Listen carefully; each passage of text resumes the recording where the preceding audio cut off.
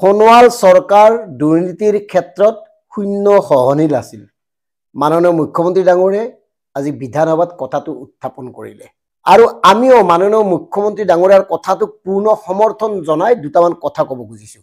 লগতে ডিকেবি ফেক্টে পূৰ্বে সৰ্বানন্দ সোণোৱাল আৰু ডক্টৰ হিমন্ত বিশ্ব সম্পৰ্কে কোৱা দুটামান কথা উঠাই ল'ব খুজিছোঁ।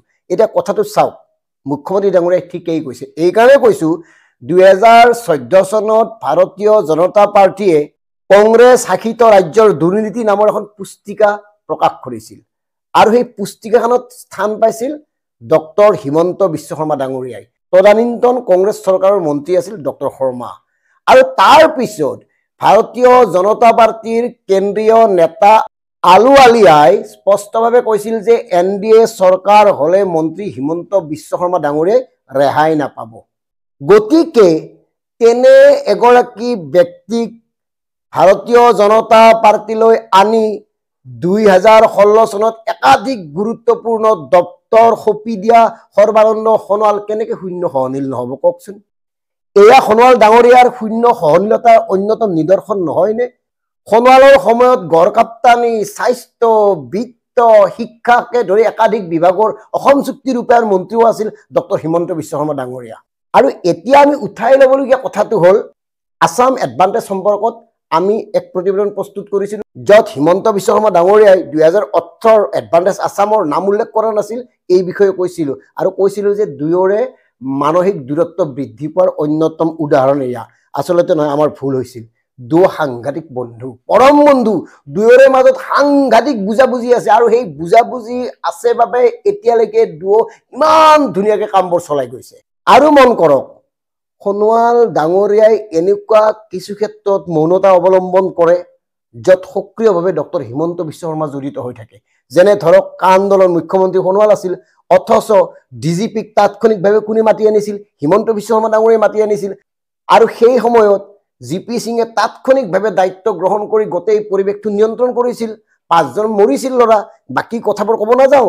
গতিকে সেইখিনি সময়ত আছুৰ প্ৰাক্তন সভাপতি, জাতীয়তাবাদৰ কথা কোৱা, সজেক চৌধুৰীৰ কথা কোৱা, বৰাক ব্ৰহ্মপুত্ৰৰ কথা কোৱা এই মানুহজনে কিবা মাত মাতা শুনিছিল নে? একোতো নামাতিলে।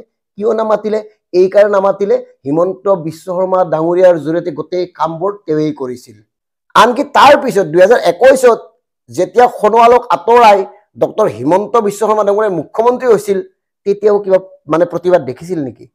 কিবা এটা মাত শুনিছিল নেকি? তেওঁলোকৰ বুজাবুজি আছিল। এই যে হৈ থাকে এইবোৰ নাটক, আৰু এই নাটকবোৰৰ দৰ্শক হ'ল অসমৰ অগণিত সাধাৰণ জনতা। এওঁলোকৰ গোটেই পৰিকল্পনা একে, প্ৰত্যেকে প্ৰত্যেকক কেনেকৈ নিৰাপত্তা দিব লাগে, প্ৰত্যেকে প্ৰত্যেকক কেনেকৈ সহযোগিতা আগবঢ়াব লাগে, প্ৰত্যেকে প্ৰত্যেকৰ কথাবোৰ কেনেকৈ লুকুৱাই থ'ব লাগে, এই কথাবোৰত তেওঁলোকৰ এক অজ্ঞাত চুক্তি সম্পাদিত হৈ আছে। সোণোৱালৰ এনেকুৱা কিছুমান কথা জানে হিমন্ত বিশ্ব শৰ্মা ডাঙৰীয়াই, যাৰ বাবে সোণোৱালে হিমন্তৰ বিৰুদ্ধে একো ক'ব নোৱাৰে। গতিকে আমাৰ সাধাৰণ জনতাই এওঁলোকৰ কথাক লৈ মূৰ ঘুমাই লাভ নাই। আৰু সেইবাবে আজি ডক্টৰ হিমন্ত বিশ্ব শৰ্মা ডাঙৰীয়াই আনুষ্ঠানিকভাৱে বিধানসভাত শূন্য সহনীলতাৰ স্বীকৃতি দিলে সোণোৱাল ডাঙৰীয়াক। গতিকে প্ৰিয় দৰ্শক, অনাগত সময়ত এই দুই অভিন্ন বন্ধুৰ নতুন নতুন নাটকৰ নতুন নতুন দৃশ্য চাবলৈ আপোনালোকে ৰৈ থাকক। কাৰণ এওঁলোকে নাটকত ইমান সিদ্ধহস্ত, এজনে যদি বহুত কথা কয় এজনে একো নামাতে। সোণোৱাল ডাঙৰীয়াক চাবচোন, তেওঁ কেৱল ভাল কথাই কয়, কিন্তু ভাল কাম কোনটো কৰিছে? তেওঁ কেৱল জাতিৰ কথা কয়, মানুহৰ কথা কয়, সাধাৰণ জনতাৰ কথা কয়, অথচ অসমীয়াৰ কাৰণে কি কৰিলে? অসমবাসীৰ কাৰণে কি কৰিলে? অসম আন্দোলনৰ কাৰণে কি কৰিলে? শ্বহীদৰ কাৰণে কি কৰিলে? বহুত প্ৰশ্ন আছে। গতিকে আজি বেলেগ কথা নকওঁ, আজি কেৱল কৈছোঁ আমাৰ ভুল হৈছিল। তেওঁলোকৰ মাজত আমি ভিতৰি সংঘাত হোৱা বুলি অনুমানহে কৰিছিলোঁ, সেয়া ভুল আছিল আমাৰ। আৰু এয়া আমি উঠাই লৈছোঁ। উঠাই লৈ এটা কথাই ক'ব খুজিছোঁ, দুয়ো অভিন্ন বন্ধু, আৰু এই দুই বন্ধুৰ নতুন নতুন কথাবোৰ আপোনালোকে সূক্ষ্মভাৱে লক্ষ্য কৰি যাব। ধন্যবাদ।